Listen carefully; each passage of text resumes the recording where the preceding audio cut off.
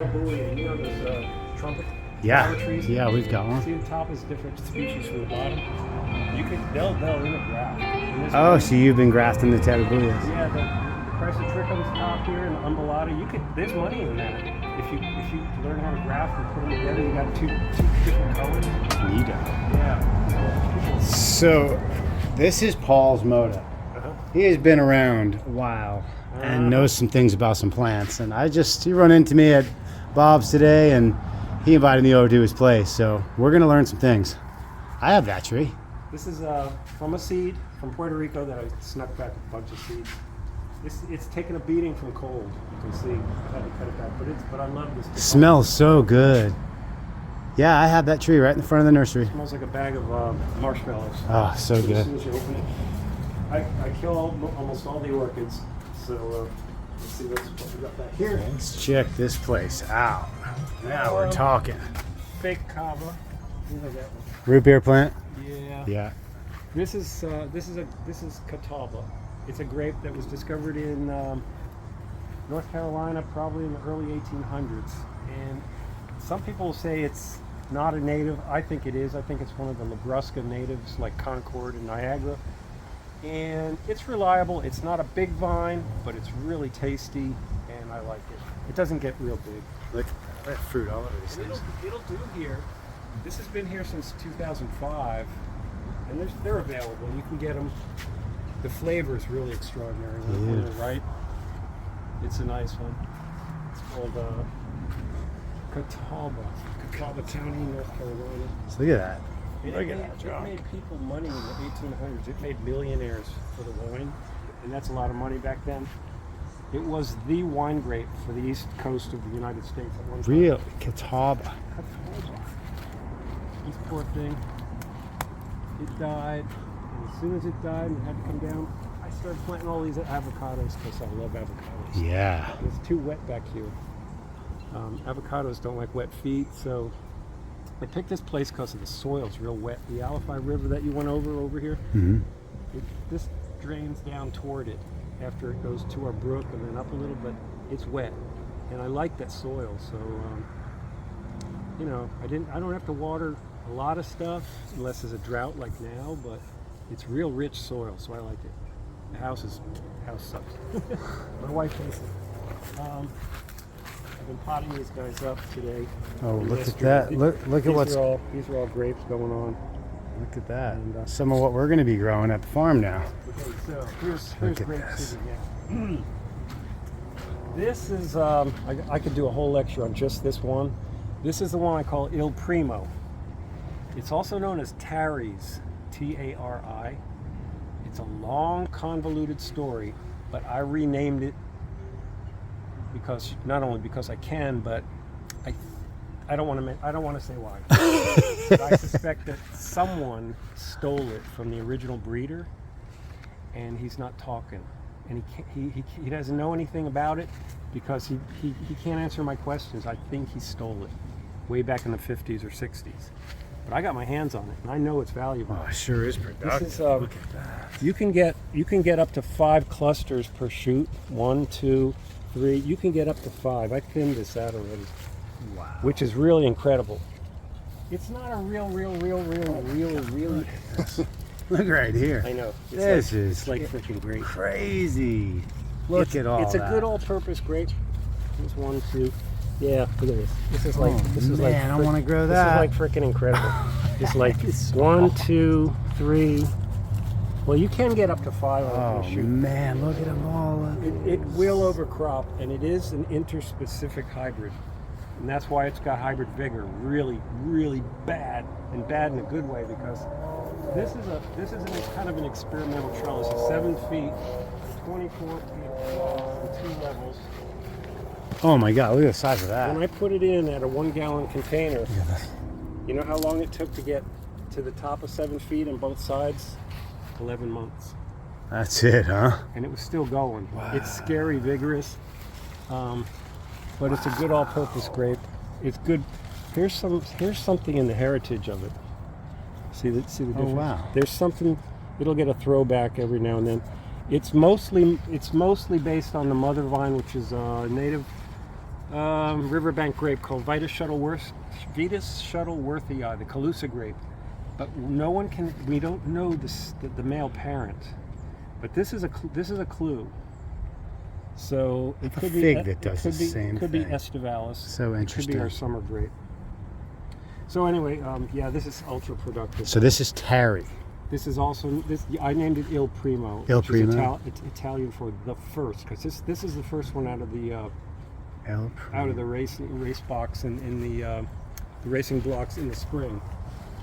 Look at that. Very early, super ultra productive. Wow. And it's good for beginners because it doesn't need spray, it doesn't get diseases. It's like, Oh my. isn't that incredible? Goodness. When it's ripe, it's Oh, really the juicy. Fruit under here. Now the bricks isn't that high, it's maybe 16, but you get a lot of juice out of it. So It just keeps going and going and going. Yeah. Wow, man, that This is. is just from the weight. This snapped. I had to put a new one in. It just went.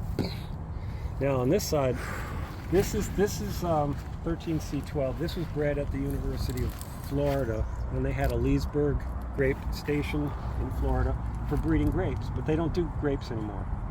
University of Florida does not breed grapes, but this is one. It's a good thing you got your hands on some of the Yeah, some of the I stock. I like to keep them Wow. going so they don't go extinct, because some of these old time breeders, like Robert Zender, he's from South Carolina. He passed away. They found him in his vineyard on his back. He was still alive in the freezing cold. He did die eventually. Probably died in the best place possible, in his vineyard on a cold night. He's got like hundreds of hybrids that he made, and I can't even explain in time we have how to breed grapes, but the flowers are only this big, and you don't want them to self-pollinate, so you have to pull the anthers off without getting pollen on the stigma, and then you got to get your pollen from somebody else and get them on the stigma and bag it and keep the other pollen out. It's really involved. Wow. So these old guys made hundreds and hundreds of these crosses, and this is really a black grape. It's like Concord purple, dark purple. Yeah, there's just as many on this one. This is nuts. This one also has Vitis Shuttleworthii in its heritage, like the Il Primo. But the color is way different on this one. Even the Yeah. colors in the rackets. Stem, sure. Yeah. All red. See, there's red in there, but Just the Il Primo gorgeous. doesn't have that. El So that's another Primo. clue. That's another clue. Something gave this one color. I don't know what, but I think the pedigree is online. You can find that one. This one's a big mystery. This one is FAMU 99. This is, where are we? Oh yeah, this was bred at Florida A&M University. They are still breeding grapes, but they're only doing muscadines anymore. But this is one of theirs. It's not a grape. It's not great. It's not great. But if you want to grow grapes, look at that. It's everything we all want. Look at this. I want to harvest that. Yeah, when it's ripe, you could just be out here. That's picking it out. awesome, man. Okay, now, the late Robert Dunstan, Dr. Dunstan, he developed the Dunstan chestnut. He's got Dunstan nursery up in Gainesville area. He bred a lot of grapes too, a lot. And this is one of his. It's unnamed because we don't know the name. We don't know. There's no tags. The mother vine is in Miami, and the reason I know it's from him. Do you know Crafton Clift? You don't know the famous fruit explorer? Oh my God, you got to meet the guy. He actually used to babysit for Dunstan's kids, and he assures me this is one of his from his Miami home. The mother vine is in Miami, and it's not getting Pierce's disease in Miami. If it didn't, it's not gonna. So he was lucky. I was lucky enough to get it from Crafton. He brought me some cuttings. It's very loose. See how the Il Primos are tight? Sure, They're sure. tight clusters. This is a loose cluster. It looks like a bunch of longans hanging. But they're like giant. They're like incredible. They're all self-fertile, but Look at what's down here. There. they're kind of sparse. Look how big that is. Yeah. Big fat rock. Look at that. This is like I had to keep this from going extinct, Look at that. because if Crafton dies, nobody's going to know any details about this, and it'll be lost. That is amazing. So now talk to us about how you making it happen. I just collect them and I keep them from dying, and I like I say, I propagate them and spread them out. So, and I try to keep the info on everything. So what's your care on these? How are you making? I look at them every day. But They don't need anything. nothing. They're disease resistant. You don't need to spray them. You don't need to fertilize. You do need to do some maintenance now and then. And there's certain things you do with grapes. You don't let branches come out like I just picked those off. You only want your arms, your cordons, permanent, and then you prune back real hard. You can see here, I pruned this last year and this last year and let these come out. I pruned this last year and that comes out. The year before that I pruned that and these two come out. And the year before that I don't know, maybe this one and this came out. So this is what, maybe 3-year-old piece right Yeah, here? and you just keep it going like that. So in this coming winter, I'll probably prune back this to 2 buds and this to 2 buds. And they'll be brown and they'll be all hardened off. Okay. And when it gets too long, you just whack it off and it'll start over again. And you just picked certain areas where you allow a small amount of growth to come out? Yeah, and you don't want it to get out of control because grapes will just they'll be on the top of that house in 10 years. They'll be over there, so you don't want that. So really concentrate the growth, basically like we're doing in fruit trees. Yeah, Concentrate the growth up. And the bigger the vines get over the years, the smaller the crop. So you don't want that. You want big, nice, big, fat grapes. Like this. Look at that. Yeah, yeah, like that. That is what we want. This is like, oh, it's amazing. This is like killing me. So yeah, I'm called the grape guru because I'm just fixated. But I go through these stages. Like I was into passion fruit for 1 year. When I first found out passion fruit, what's that? I didn't know. Then I had to know everything about it, and I got 53 different kinds, and finally I was giving lectures on them, and I know a lot of stuff. I would imagine Then that I go to the when next thing. you get into something, you go pretty deep. You were a microbiologist Nuts, yeah. as a career, so yeah, your attention to detail is probably beyond what most. Yeah, I go crazy, but I really focus on. Now this is one of the only. This is the pure Vitis vinifera. It's from Europe. It's from Portugal, and it's all the wines that you've heard of, like Riesling, Chardonnay, Cabernet Sauvignon, Merlot, Pinot Noir. They're all the same species. They're all Vitis vinifera, but they're all different. There's thousands of them. They're all susceptible to Pierce's disease, though. That's why you don't see vineyards in Florida of Chardonnay and stuff like that. It would grow here, but the Pierce's disease will kill them in a matter of years. This one is on 11 years now, and I don't see any evidence. Like I was telling you about the islands, like it'll just start like a black spot or a brown spot in the middle of a shoot, and then it spreads, and then eventually the whole vine. There's nothing. So it looks like it dies in the center of the growth. They start see where the leafhopper bites it, and the leafhopper likes the tender spots because they're tender. They can stick their beak into there.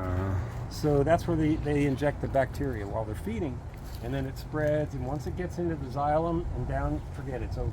But this is. Do you feel like if you see it and you catch it out here early before it spreads, you can totally save it? Yeah. Okay, so that's something to be watching for. But I don't even see the leafhoppers here. I mean, I'm beyond amateur entomologist also, so I'm always watching. I don't see any leafhoppers. I don't see any. See, I keep them healthy, but I really don't do anything. They're healthy. So there's no irrigation schedule, no feeding. The laundry drain comes up there, but that's it. And of course, no bleach. But that's it. So. And at startup, you just water them until they take. Yeah, and then they're on their own. And that's it, huh? They don't need water. In fact, this drought is like really good for them somehow. Probably sweetening everything up real good. Well, bunch grapes like these guys, the roots go down really deep and they find water. I mean, that's why you see them in California, you see them in the Mediterranean and Spain. So they've got roots that really find water. They don't have to irrigate unless they're little. So you just got to get them established to the point where they can reach a little water, and then that's it. Stop messing with them. So I'm actually doing the right thing with my grapes. Yeah, you don't need ignoring them. It's a waste of fertilizer. So it's pruning. Pruning's the game. This was the mate to that one, and it died. But I've been grafting them onto Primo, which is so vigorous. I think it can boost them. and I'm gonna try to catch. I got one that took. I'm gonna try to see if I can catch up to this one. If it can get them to fruit earlier than 5 years, then I'll be onto something. Yeah. Yeah, the vinifera's, they take forever. You know, if you buy vineyard area in California and replant, you gotta wait 5 years to start getting your money back. That's a long wait. You go Primo, you got one year. Or Yeah, 2 years. that's the variety. These guys are